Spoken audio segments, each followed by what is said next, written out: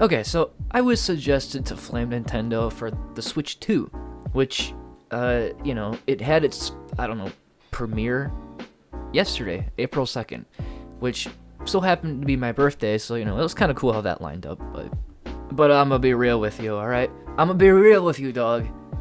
I'm pretty excited for it, or at least I was. No, I guess I still kind of am, but, Nintendo has been getting slammed since yesterday for having the audacity to charge $450 for the Switch 2? Am I the only one who was surprised that they actually went through and decided to call it the Switch 2? Because since when has Nintendo ever had a continuation of a name? Right, there was no N64 2, there was no GameCube 2, no DS 2, well, okay, I mean, they weren't called that at least. There was no Wii 2, but we got ourselves a Switch 2. I just think that's kind of interesting. Anyway, $450. Okay, I'm gonna say something, and it might sound insuffering, but, I'm just gonna lay it down on you, alright? Inflation. Things get more expensive over time, mainly because there's a constant growth in the money supply. In monetary theory, we call this the M2, basically how much money is in America at a given time. We could go into the whole inflation rabbit hole if you really want, just not today. Please, just say the word. I love discussing economics, man.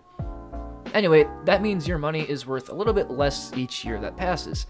This isn't just an American thing, it's a European, British, Canadian, any country that, has a floating currency, which they all do. You can see that $300, which is what the Switch 1 launched with, 8 years later, that same product would be, well, at least in theory, priced closer to $400. And $450 isn't too off from that. You also gotta consider the, tariffs. Nintendo manufactures their stuff mostly in China, but some in Japan, which both have been hit with tariffs since yesterday. So, you gotta pay an extra sales tax to the government. And Best Buy, Walmart, what have you, wherever you're gonna get it, they're just gonna hand that bill down to the consumer. That's, kind of how tariffs work. Tariffs 101. However, last time I checked, the EU hasn't really put massive tariffs on China or Japan, so what the hell, Nintendo? I suppose you could go the route that, Nintendo's just a bunch of scumbags, which, I mean, honestly, this isn't even the most egregious thing. The games, okay? The games! Oh, the humanity! So there's this debate surrounding GTA 6. If Rockstar prices that thing at $100, alright? 100 trumps. Is it still worth that? Well, considering GTA 6 is the most anticipated game in history, there is a debate to be had there. But, I mean, Mario Kart Digital is priced at $80, $90 for physical. Oh my god! Alright, just consult the chart again. I'ma be real with you, dog, alright? Straight up!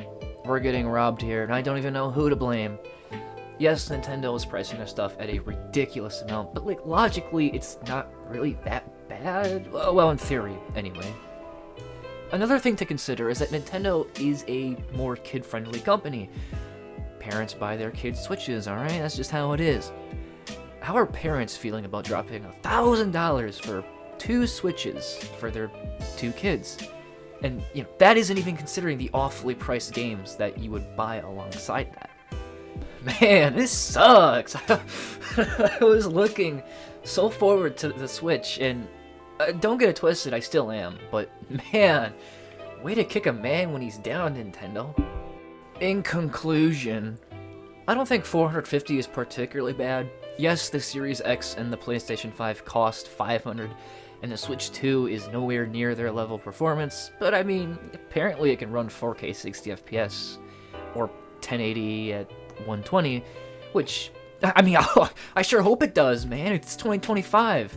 We don't need to run 1080p games at 30 FPS anymore, alright? It isn't 2008. The games, however, that is outrageous. Yes, I understand game design has gotten a lot more expensive these days. Alright, it costs money to get the best of the best, to make the best of the best. And don't get it twisted, alright? Their games are some of the best, no doubt, and I am really excited for Mario Kart World and the calculator. But man, $90, damn near 100.